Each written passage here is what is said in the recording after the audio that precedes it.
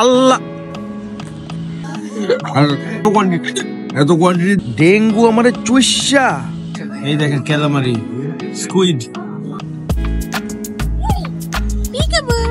Hello, আসসালামু আলাইকুম, welcome to another vlog. And আজকে হচ্ছে আমরা কিছু লোকাল সুভেনিয়ার শপ ঘুরবো, আর হচ্ছে আমরা কিছু খাবার দাবার খাবো। আমি জানি না এখানে কি নিয়ম, 8টা পর্যন্ত বন্ধ থাকে, আবার 8টার পরে খুলে। তো আমরা আসলে আসছি, একটা পাইছি, এটা বাংলাদেশি একজনের বলে আলিয়া মার্ট। আমরা এখানে একটু ঘুরবো আর দেখি কি কেনা যায়।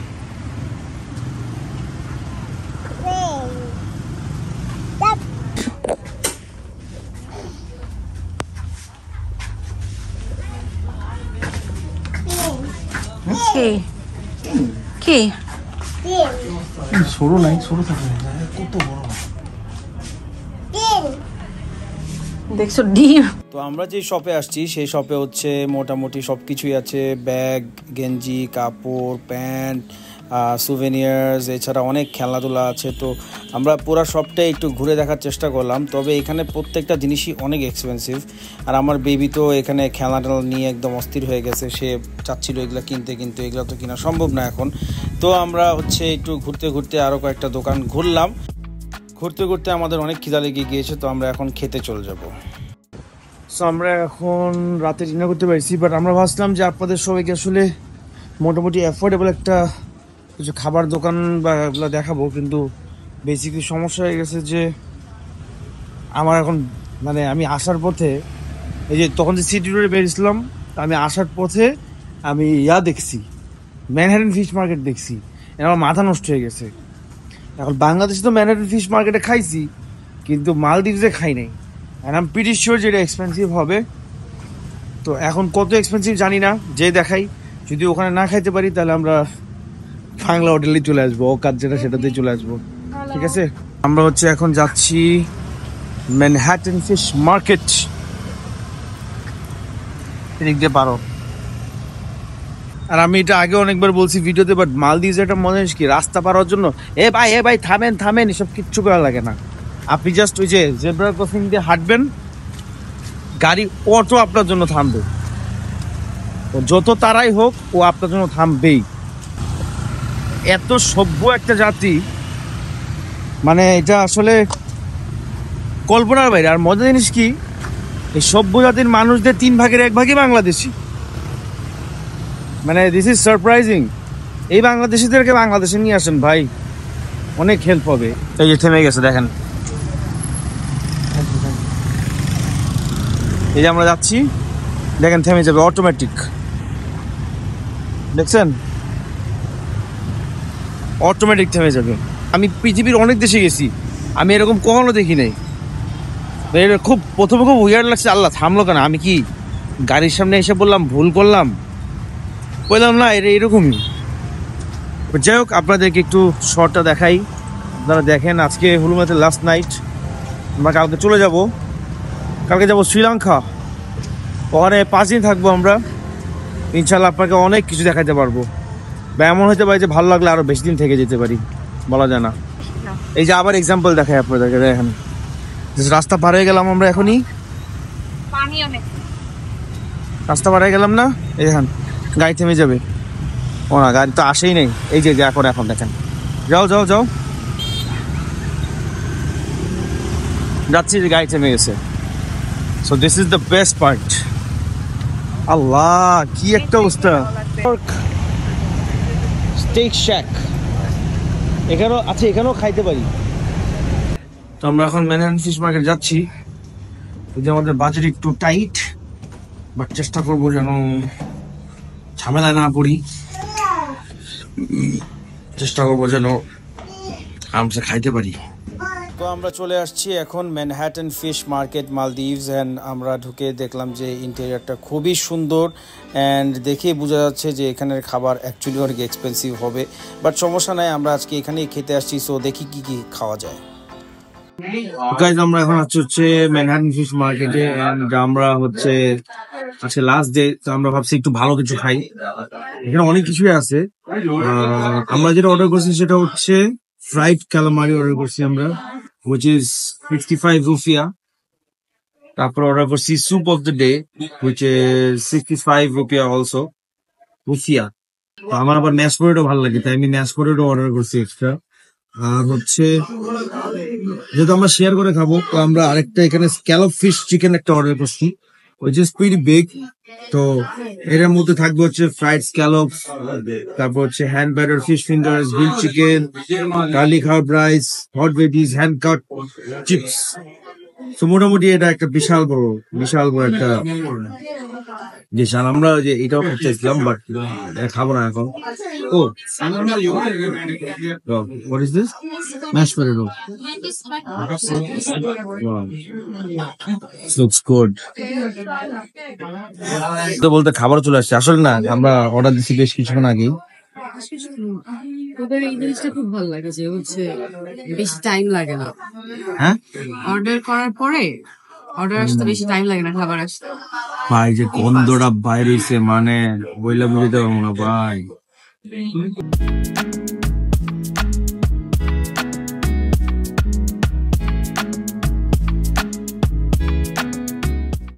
Green capsicum, red capsicum. তো স্কুইডটা কোথায়? আমরা অর্ডার করছি ক্যালামারি, আমাদের গ্রিন ক্যাপসিকাম রেড ক্যাপসিকাম দেওয়া। এই দেখেন ক্যালামারি, স্কুইড। আপনারা যারা চিনেন না তাদেরকে দেখেন স্কুইড।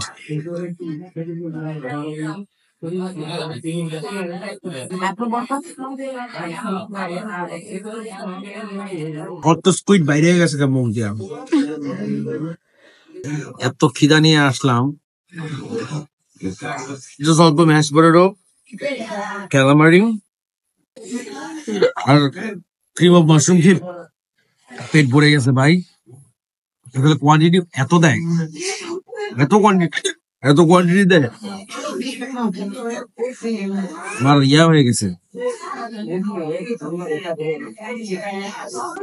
মানে এত বড় একটা ডিশ আছে আর ওটা কেমনে খাবো আমি জানি না।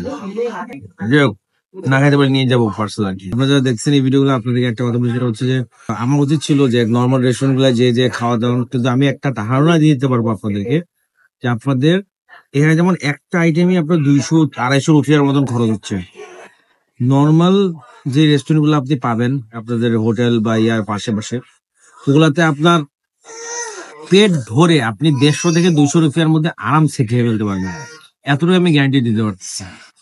আপনি $100 ভাঙাইলে আপনার 200 রুপিয়ার মতো 1500, এয়ারপোর্ট থেকে ভাঙালে 1500 পাবেন, বাইরে ভাঙালে 1750 পাবেন। এটা সবচেয়ে অনেক বেশি ইম্পর্টেন্ট একটা কথা, কারণ সব জায়গায় এটা পাওয়া যায় না।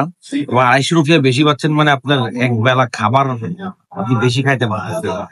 সো এটা একটু মাথায় রাখবেন সবাই। সো আপনাদেরকে বলছিলাম যে it's a very huge bag. দেখেন আমার মাথা থেকে কত বড়, ঠিক আছে, ভেরি বিগ, অনেক বড় একটা ব্যাটার। এবং এটা হচ্ছে 180 রুপিয়া। তো আশা করি আপনারা যদি দুজন আসেন, এই একটা মিলে আপনাদের পেট ভরে যাবে। কোথায় চোখের খিদাতে এত অর্ডার করার কোনো দরকারই নাই, যেটা আমরা করছি। ঠিক আছে, আমি করছি, সমস্যা নেই, কিন্তু এটা যদি না খাইতে পারি নিয়ে যাবো, সমস্যা নেই। কিন্তু এই একটা প্ল্যাটারই মানে ইটস এনাফ ফর, ওরা বলবে ইটস ফর 1%। মেবি এখানে অনেক বড় বড় ভোটকা খাদক আছে, বাট আমি অনেক বড় খাদক, আমার জন্য এটা অনেক বেশি, ঠিক আছে।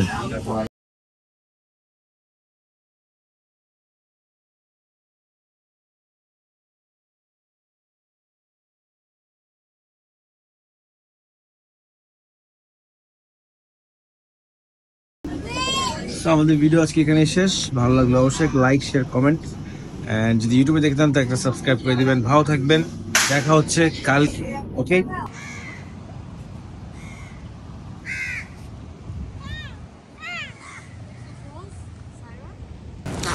সো আজকে হচ্ছে আমাদের লাস্ট দিন মালদ্বীপসে। আমাদের ফ্লাইট হচ্ছে 3:50-এ। তো আমরা হচ্ছে 12:30 এরকম দিকে হয়তো আমরা চেক আউট করবো হোটেল থেকে। তারপর চলে যাবো স্ট্রেট এয়ারপোর্ট। আর স্ট্রেট এয়ারপোর্টে আসলে বেশি দূর নেই, এয়ারপোর্ট এখানে হচ্ছে 10-15 মিনিট ডিস্টেন্স। তো আমরা হচ্ছে এখান থেকে বের হয়ে যাব। যাওয়ার আগে হচ্ছে লাস্ট উইকটা আমরা বিচের পাশে আসছি বসে এসেই ডেঙ্গু মশার চোষা খেয়ে গেলাম। যাই হোক, ভালো থাকবেন, সুখে থাকবেন, দেখা হচ্ছে একবারে এয়ারপোর্টে অথবা শ্রীলঙ্কা গিয়েই। বিকজ শরীর খুব খারাপ, বুঝতেছি না আমি ব্লগ করতে পারবো না কিনা, কিন্তু আমি চেষ্টা করবো। ভালো থাকবেন। যা বুঝতে পারলাম এই যে বাংলাদেশের সব কাক হচ্ছে এই যে শ্রীলঙ্কা আর মালদ্বীপে চলে আসছে। হ্যাঁ, কারণ বাংলাদেশে কোনো কাক দেখাই যায় না এখন। কাক খুব মিস করছিলাম আমি, এখন আর মিস করতেছি না, কারণ হচ্ছে এখানে এসে দেখে ফেলছি। তো আমরা এয়ারপোর্টে চলে আসছি অ্যান্ড আমরা সবাই গাড়ি থেকে নেমে আমাদের সব লাগেজগুলা একসাথে একটা ট্রলারে রেখে তারপরে আমরা রওনা দিলাম। আমাদের চেক ইন করতে হবে, চেক ইন করে তারপরে ইমিগ্রেশন পার করতে হবে অ্যান্ড আবারও একাই করতে হচ্ছে, কারণ হচ্ছে আমি তো আমার বউর বাচ্চাকে দিয়ে এসব করাবো না। তো যাই হোক, আমরা আমাদের চেক ইনটা সেরে ফেললাম। চেক ইনটা সেরে হচ্ছে এখন আমাদের হাতে 3 ঘন্টা সময় আছে। 3 ঘন্টা আমরা মালদ্বীপ এয়ারপোর্টটা একটু এক্সপ্লোর করব, বিকজ আসার দিন তো আমরা জাস্ট ছটপট বেরিয়ে গিয়েছিলাম। তো ঘোরাফেরা শেষ করে আমরা হচ্ছে এখন চলে যাবো স্ট্রেট ইমিগ্রেশনে। ইমিগ্রেশনে আমাদের লিটারালি 2 মিনিটও লাগে নাই। আর হচ্ছে তারপরে এখন আমরা ডিউটি ফ্রিতে ঘুরতেছি। ঘুরতে ঘুরতে এখানে অনেকটা পারফিউম দেখলাম। আমার বেবিকে হচ্ছে এখন একটু ফ্রেশ করাবো, ফ্রেশ করায় তারপরে আমরা আরেকটু ঘোরাফেরা করবো। অ্যান্ড ঘুরতে ঘুরতে আসলে এখানে টাইমটা পার হয়ে যায়। মানুষ মনে করে যে 3 ঘন্টা 4 ঘন্টা কীভাবে পার করব, যদি আমাদের ফ্লাইট 3 ঘন্টা পর হয়, তাহলে এখানে আসলে কোনো চিন্তার কিছু নেই। আমরা মালদ্বীপ এয়ারপোর্টে ওয়েট করতেছি। আমাদের 2 ঘন্টা অলরেডি ওয়েট করা শেষ। 1 ঘন্টা পর আমাদের বোর্ডিং শুরু। 1 ঘন্টা এখন বোর্ডিং শুরু হয়ে গেছে। তো আমরা এখন চলে যাব আর দেখা হচ্ছে সবার সাথে একদম ডিরেক্ট কলম্বো গিয়ে, কারণ এখন একদমই এনার্জি নাই, খুব খারাপ লাগতেছে। দেখা হবে সবার সাথে। আল্লাহ হাফেজ, টেক কেয়ার।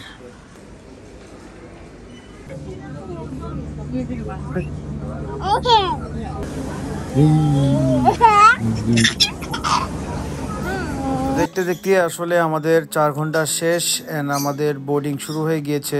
তো আমাদের ফ্লাইটটা আসলে মানে একদম বোর্ডিং গেটের সাথেই না, একটু দূরে, তাই আমাদের সবাইকে বাসে করে আমাদের প্লেন পর্যন্ত নিয়ে যাচ্ছে অ্যান্ড সবাই এখানে চুপচাপ জায়গা নিয়ে বসে পড়েছে। তো দেখতে দেখতে আমরা চলে আসলাম প্লেনের কাছে অ্যান্ড প্লেনের কাছে এসেই হচ্ছে আমাদের ওই স্ট্রলারটা আমাদের দিয়ে দিতে হবে। তাই আমি প্লেনের যারা কর্তৃপক্ষ আছে তাদের কাছে আমি দিয়ে দিলাম। ওইটা আবার শেষ মুহূর্তে আমি শ্রীলঙ্কা গিয়ে পাবো।